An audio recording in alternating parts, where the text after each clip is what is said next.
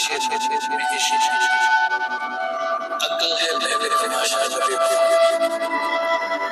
Force earns global praise with stunning success. Pakistan's Air Force showed incredible patience and restraint. For 2 full days, they held back, stayed strong, and then when the time came, they struck back.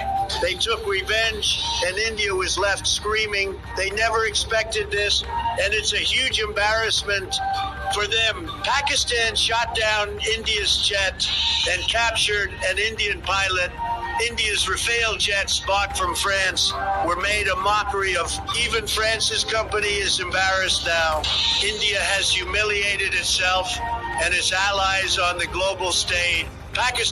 On May 10th, local time, the Pakistani military officially launched a military operation against India. India and Pakistan officially entered war mode. Pakistan launched airstrikes against 38 military targets in India and successfully destroyed an Indian missile base. India destroyed 2 Pakistani military bases. The capitals of both sides were hit. Interestingly, Pakistani fighter jets were able to pass through the blockades and directly reach the Indian capital, New Delhi, for airstrikes. And on May 7th, before the official start of the war, India and Pakistan had a fierce air battle. 6 Indian fighter jets were shot down, including 3 Rafale fighter jets, 1 Su-30, and 1 MiG-29, as well as a Heron drone.